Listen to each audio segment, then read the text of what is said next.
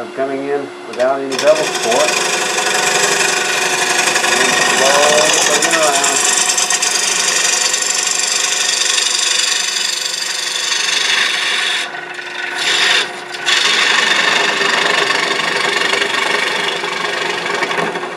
Wow, I can sure feel the difference in that sharpening. I'll just get a rough idea of where that bottom's going to be.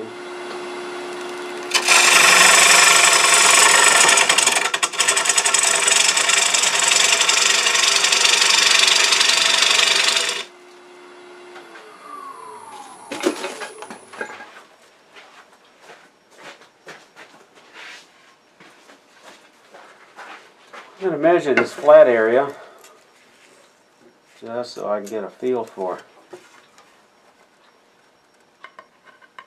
with these dividers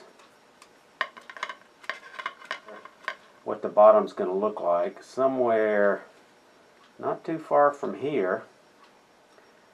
So I'm going to go ahead and mark that with a pencil just so I have an idea.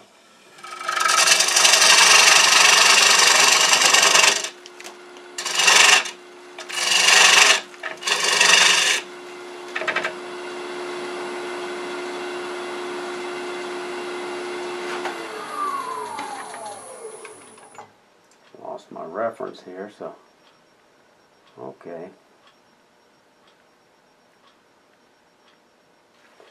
I'm going to use a parting tool to define that area just a little bit better.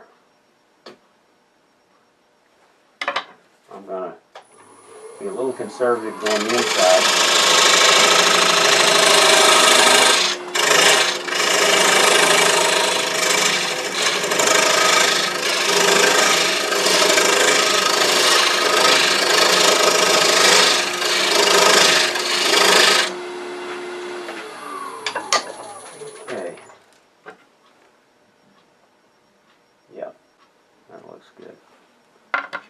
That gives me something to shoot for as I bring in this rim treatment.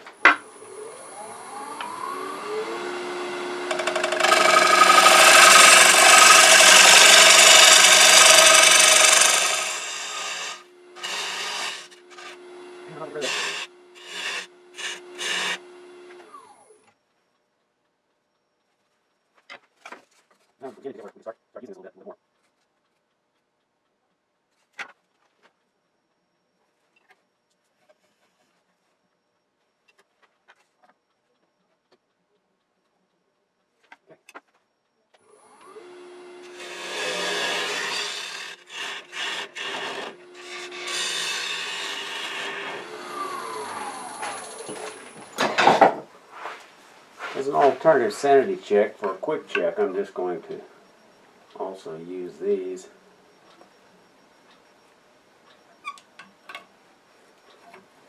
That'll give me a feel for it. I got a long way to go. In addition to the template, I'm going to use this bowl depth gauge, and that'll give me a pretty good idea to double check the thickness in the middle. I've got to go down at least 3/8 of an inch. So I'm going to go ahead and do that.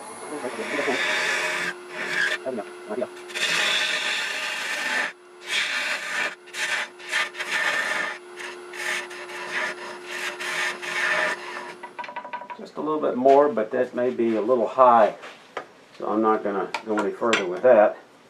I'm going to use my beading and parting tool to come in there and kind of get that identified.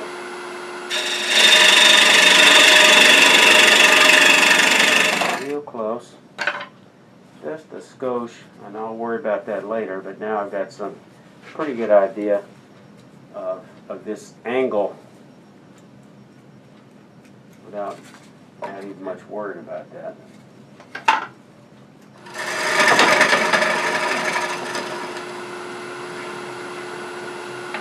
I'll come in again, there's the bevel, 90 degrees, cut, support it with my thumb.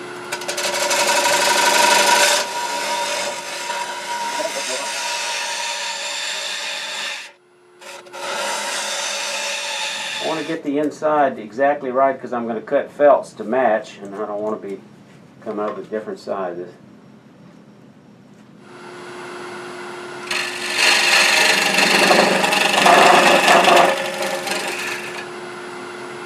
Now, time to test the flatness of the bottom, and one way to do that is with a flat surface. And you can see here that I've got a little bit of bump here, so I've got a little high area there, and I'm going to take that off with a round gouge, scraper rather, I'm sorry. I'm going to do that with my negative rake, Harbor Freight negative rake scraper, i.e. my little skew, and just come across, and I'm going to be real careful not to embed that surface. Matter of fact, I think I'm going to take to the sharpener and just back these off just a little bit.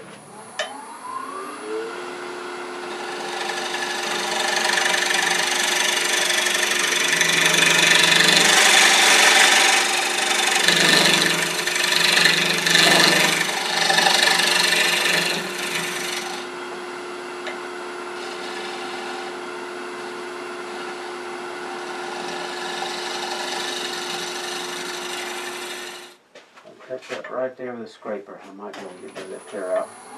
Spread it up just a little bit for a shear scrape.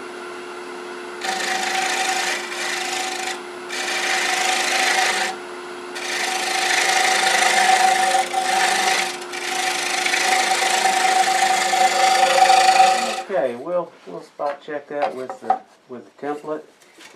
Get this out of the way so you can see a little bit better. And we're getting pretty close. The bottom is a little bit deeper than this template, but that's okay. Okay. Leave the rest to sanding. Okay, now time for the next interior plate. Okay, now I'm ready to do the back of all three platters. I'm using this flat plate. It's a threaded glue block that spins right on, but you can put one on a faceplate. And this has got 1/16 inch fun foam you can get from a hobby shop, Michael's, Walmart, Hobby Lobby. I neglected to leave my dimple, so I had to use a center finder, so I may be just 30 seconds or 1/16 of an inch off, but it'll wind up getting retrued.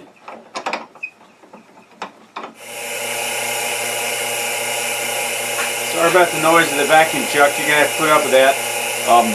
I've got it a little more trued up, a little closer. Here's the bottom template. So I lay that against that, and I'm just going to mark the areas of concentration right here.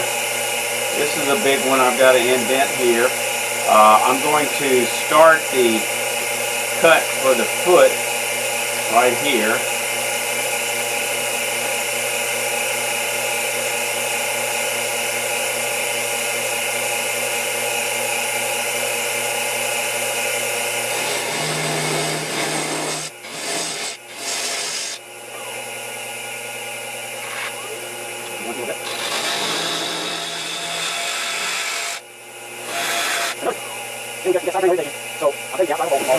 This is a subtractive process, so I can't add wood, so I want to be checking on a very regular basis. I'm going to switch to my small, very flat 3/8 inch. It's got a grind very similar to a spindle roughing gouge. It's a C as opposed to a parabolic, and it just gives me a nice control over detail.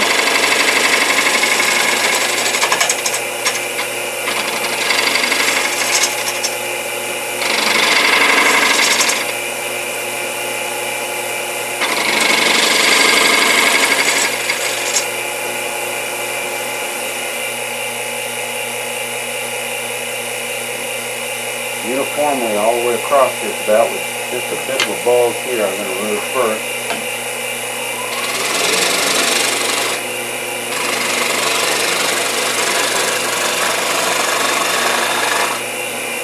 I'm going to spritz a little water on here and see if that doesn't seal it a little bit.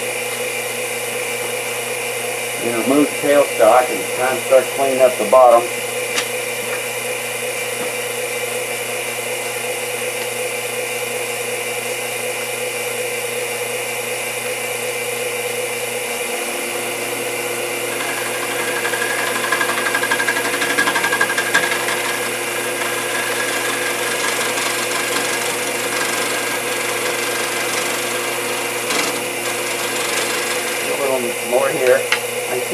water's coming out, the air's coming out through the end grain of this porous red oak. I have to be very careful here.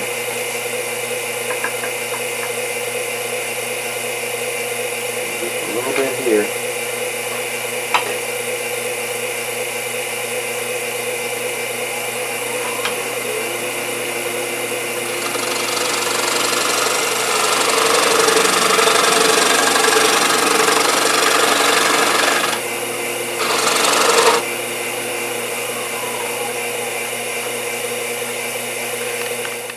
Okay, I've used some felt onto some double stick mastic. You iron on one side, pull off the sticky stick on the bottom. So I've laminated against, put this against a hard round back with this plate as kind of a friction chuck, and then this, and I've already turned this exactly to fit the inside of the platters. So we're going to turn this up. I've done this with a skew before, but I believe this detail gouge seems to cut just as well, maybe a little easier. I keep getting beat to death there.